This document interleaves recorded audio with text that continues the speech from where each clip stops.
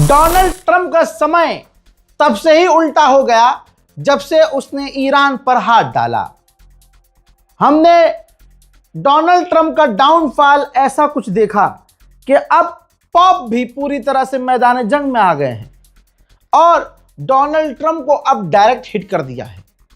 Clean bowled. Pop को धमकाने की कोशिश की गई, वो तमाम चीजें आपको पता है। डोनाल्ड ट्रंप को अपने आप को भगवान दिखाना, गॉड दिखाना महंगा पड़ा। दुनिया में जो ट्रंप का साथ दे रहा था वो भी ट्रंप के खिलाफ हो गया। यहां पर हीरो बनकर निकल के आए मोदी और कह दिया कि हम तो डोनाल्ड ट्रंप हमारा भाई है, माय डियर फ्रेंड। देखिए, जहां क्या कहूं, जलीलों की कमी थोड़ी है, जलीलों की टोली में जलील होंगे। पॉप ने क्या कहा वो समझिए, वो सबसे बड़ा हमला है मेरे दोस्तों। पॉप ने डोनाल्ड ट्रंप को जवाब देते हुए कहा कि ईसा मसीह ने हमसे कहा था, धन्य है वो लोग जो शांति स्थापित करते हैं। कमाल के वो लोग हैं जो शांति स्थापित करते हैं, लेकिन उन लोगों पर लानत है जो अपने सैन्य, आर्थिक और राजनीतिक लाभ के लिए ईश्वर के नाम पर धर्म का गलत इस्तेमाल करते हैं और पवित्रता के अंधकार को गंदगी में ढकेलते हैं। युद्ध के आका, मास्टर ऑफ वॉर, यह ना जानने का ढोंग करते हैं कि विनाश करने में केवल 1 सेकंड लगता है, लेकिन उसे बसाने में, बनाने में पूरा जीवन कम पड़ जाता है। वो इस सच्चाई से आंखें मूंद लेते हैं कि अरबों डॉलर मारने और तबाही पर मचाने के लिए वो नंगे हो चुके हैं, जबकि इलाज, शिक्षा और सुधार के लिए वो काम नहीं कर रहे। मुट्ठी भर तानाशाहों द्वारा दुनिया को उजाड़ा जा रहा है। आपको ये सुनने में लग रहा होगा कि डोनाल्ड ट्रंप का एक बेस्ट फ्रेंड है, माय डियर बेस्ट फ्रेंड, ये उसको बोला गया है, फिट तो उस पर भी हो रहा है, लेकिन बोला गया डोनाल्ड ट्रंप को है। डोनाल्ड ट्रंप ने सोचा कि व्हाइट हाउस जब पॉप को धमकाएगा, चर्च को नीचे झुकाएगा, तो वो हो जाएगा, मान जाएगा चर्च, डर जाएगा चर्च, लेकिन ऐसा होता नजर नहीं आ रहा है। जनता सड़कों पर, ईसाई समुदाय सड़कों पर आ चुका है और खुद जब पॉप सामने से डोनाल्ड ट्रंप को जवाब दे रहे हो तो सोचिए ट्रंप का समय कितना बुरा होगा। ब्राजील के राष्ट्रपति का भी बयान आया। ब्राजील के राष्ट्रपति ने कहा, ट्रंप के पास ऐसा कोई अधिकार नहीं है कि वो चूरन रात को सोए, सुबह उठे और सुबह उठते ही किसी भी देश को धमकी देने लगे। यह कौन सी तानाशाही है? यही वजह है कि डोनाल्ड ट्रंप की सरकार के लोग और अमेरिका के टॉप लोग कह रहे हैं कि डोनाल्ड ट्रंप का दिमाग काम नहीं कर रहा है, हमें उसकी मेंटल स्थिति पर भरोसा नहीं है, जांच होनी चाहिए, कहीं ये पागल तो नहीं है। मेरे दोस्तों, पाकिस्तान मेहनत कर रहा है। पाकिस्तान के आर्मी चीफ ईरान में है, आपको पता है। अब एक तस्वीर देखिए, गलीबाफ से भी पाकिस्तान ने मुलाकात की है।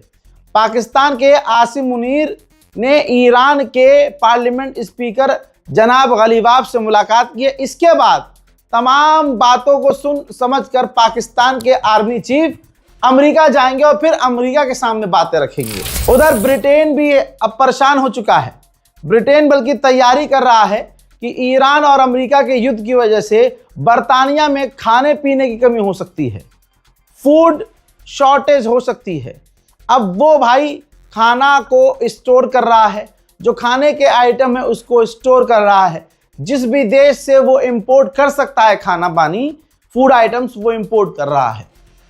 एक खामनाई को शहीद करने का नतीजा ये है, पूरी दुनिया परेशान है। ईरान ने यही तो कहा था, हमारी रेड लाइन खामनाई है, सुप्रीम लीडर है, हाथ न लगाना, दोनों हाथ उखाड़ देंगे। आज पूरे अमेरिका को ईरान ने उखाड़ फेंका है। आप सोचिए, अंधभक्तों के लिए, अंजना ओम मोदी के लिए, गोदी मीडिया के लिए कितना बुरा समय है। इन सबने मिलकर डोनाल्ड ट्रंप को चमकाया था, इस चक्कर में कि इसको चमकाने के चक्कर में मोदी चमक जाएगा हमारा। गोदी मीडिया की यह लाइन हुआ करती थी कि जब डोनाल्ड ट्रंप और मोदी स्टेज पर आते हैं तो बिजली कड़कती है। इसके बाद वो बिजली कड़की, लेकिन इनके पिछवाड़ों में कड़की जब डोनाल्ड ट्रंप ने हमारे भारत के प्रधानमंत्री को जलील किया। लेकिन अगले आदमी को फील ही नहीं हो रहा तो हम क्या करें? अगले आदमी को फील ही नहीं हो रहा तो हम क्या करें। आज वही गोदी मीडिया जो इजराइल अमेरिका को सपोर्ट कर रहा था इस जंग में, ईरान को कमजोर दिखा रहा था, मैंने आपसे उसी वक्त कहा था इंशाल्लाह देखेंगे आप, इन तमाम पत्रकारों की टोन भी चेंज होंगी, औकात में भी आएंगे, इनके चेहरों पर हवाइयां उड़ेंगी और अपने इसी गंदे मुंह से ईरान की ये तारीफ भी करेंगे। अब वो धीरे चीजें सुनाई दे रही होंगी आपको, है ना। मेरे दोस्तों, अब अमेरिका के ये हैं पूर्व विदेश मंत्री, सेक्रेटरी। इन्होंने अमेरिकी मीडिया पर खुल्लम खुल्ला कहा है डोनाल्ड ट्रंप को कि ट्रंप तुम इसको रिजॉल्व नहीं कर सकते, ये जो जंग छेड़ी है तुमने, इसको तुम खत्म नहीं कर सकते, ताकत के दम पे तो बिल्कुल नहीं, तुम्हें बातचीत की टेबल पर आना होगा, ईरान किसी भी हालत में नहीं झुकेगा। सोचिए, अमेरिका का पूर्व मिनिस्टर कह रहा है कि ईरान झुकेगा नहीं, ईरान को तो छोड़ दो भाई। ईरान का दुश्मन कह रहा है कि ईरान नहीं झुकेगा।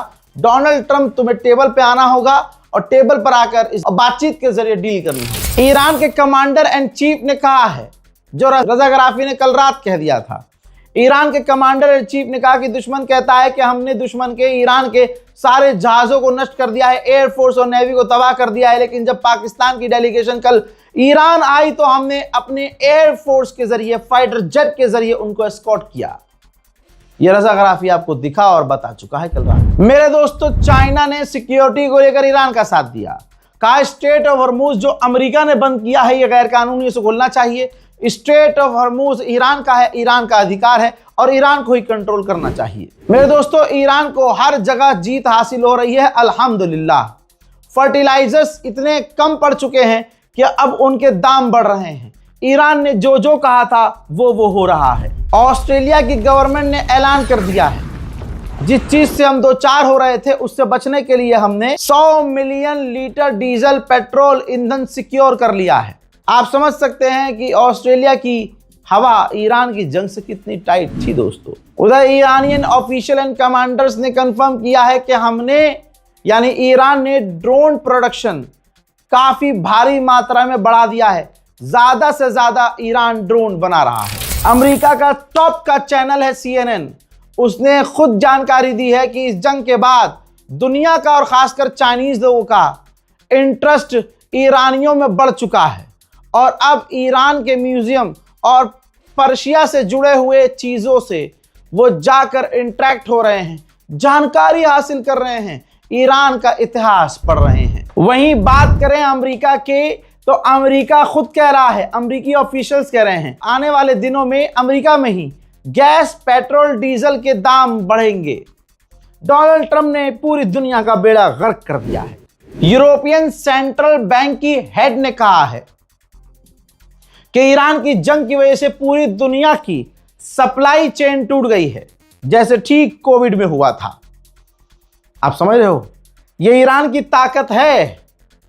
खामनाई को कत्ल करके ट्रंप सोच रहा था सब कुछ ओके हो जाएगा, लेकिन जैसे ही ईरान के सुप्रीम लीडर को शहीद किया, उल्टी गिनती अमेरिका की, यूरोप की शुरू हो गई। अमेरिका का डिफेंस मिनिस्टर मजबूर है। याद रखिएगा दोस्तों, अमेरिका का कोई भी ऑफिशियल बयान जो देगा डोनाल्ड ट्रंप की ही जबान बोलेगा, क्योंकि मजबूर है, वरना डोनाल्ड ट्रंप उन्हें नौकरी से निकाल देगा। चेहरा लेकिन इनके बयान का साथ नहीं दे रहा होगा। जैसे अमेरिका का डिफेंस मिनिस्टर ऐलान कर रहा है कि हम स्ट्रेट ऑफ हॉर्मूज को बैरिकेड करके तब तक बंद रखेंगे जब तक हमारा मन करेगा। हम हथियारों को रीलोड कर रहे हैं, मौका अगर आया ऐसा तो हम ईरान से जंग दोबारा लड़ेंगे। ये बात पता नहीं किस मुंह से कहा होगा, नीचे से पेशाब निकल रहा होगा, ऊपर से उन्होंने ये बोला होगा, क्योंकि पढ़ के बोलना पड़ रहा है, क्योंकि इनको पता है कि ये लाइन ये अपने मन से बोल भी नहीं सकते। बहरहाल अमेरिका के डिफेंस मिनिस्टर ने कहा कि ईरान के पास नेवी नहीं है, ईरान के पास एयरफोर्स नहीं है, ईरान स्ट्रेट ऑफ हॉर्मूज को कंट्रोल नहीं कर सकता। बात वही है, जब ईरान स्ट्रेट ऑफ हॉर्मूज को कंट्रोल नहीं कर सकता तो तुम्हारा बाप कंट्रोल कर रहा है क्या?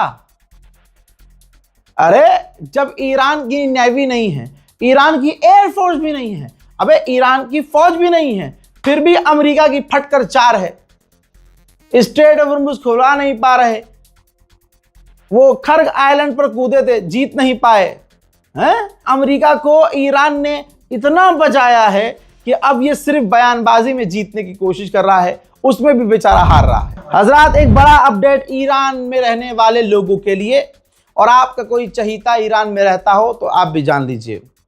21 अप्रैल 2026 से ईरान पूरे अपनी राजधानी में पूरी ताकत से सारे इंटरनेट सेवाएं खोल रहा है, इंटरनेट चालू कर रहा है।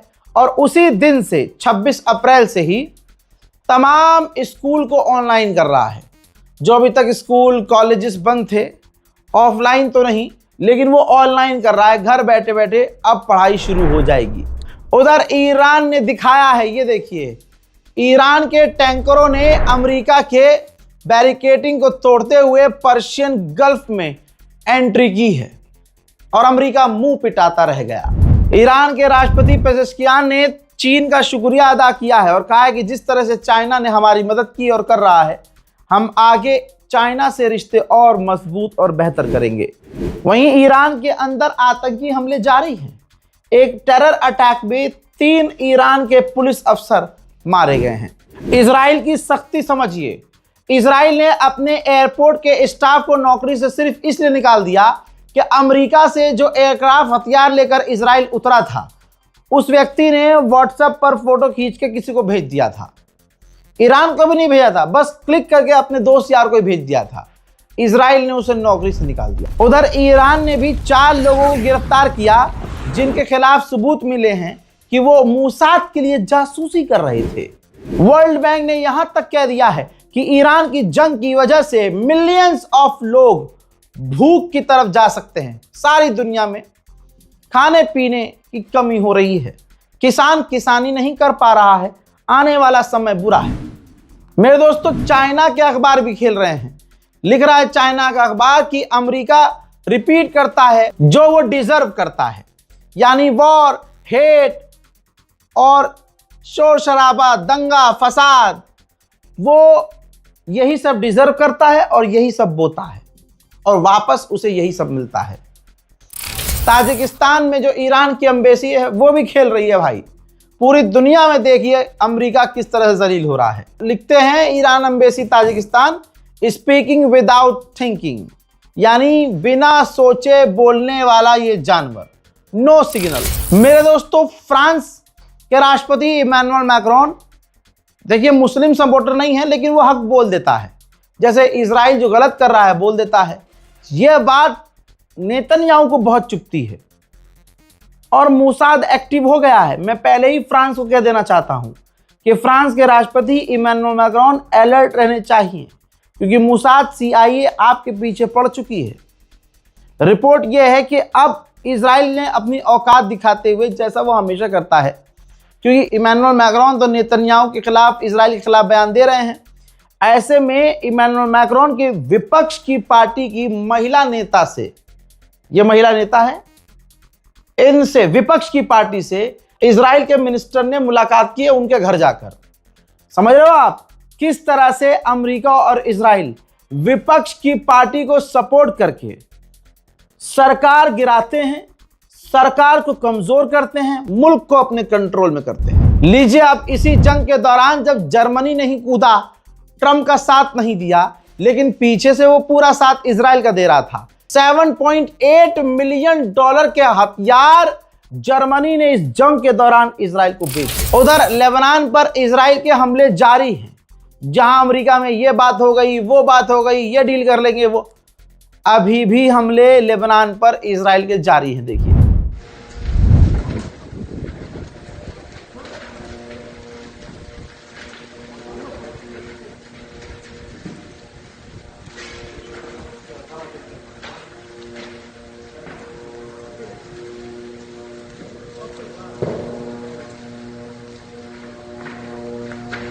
सोचिए दोस्तों, 11 लोग मारे गए हैं एक बार फिर से लेबनान में, और ब्रिज को भी, जो एक गांव को शहर से जोड़ता था, इजराइल ने लेबनान में उड़ा दिया है। सारे अरब खामोश हैं, ईरान अटका हुआ है। ईरान को भी आगे बढ़ जाना चाहिए। जब सुन्नी देशों को अपने सुन्नी देश के लिए नहीं बोलना और शिया होने की वजह से ईरान से इतनी नफरत की जा रही है तो ईरान को आगे बढ़ जाना चाहिए, लेकिन नहीं, वो ईरान है। मीडिया ये दावा कर रही है कि लेबनान के राष्ट्रपति ने मना कर दिया है कि हमें नेतन्याहू से बात नहीं करनी है। देखना अब ये कि सच क्या है, झूठ क्या है और आगे होता क्या है। लेबनान पे तो हमले जारी है। हजरात, इस रिपोर्ट को शेयर जरूर कीजिएगा, अपनी राय कमेंट सेक्शन में जरूर लिखिएगा। मैं हूं रजा और आप देख रहे थे रजाग्राफी अनस्क्रिप्टेड। जय हिंद।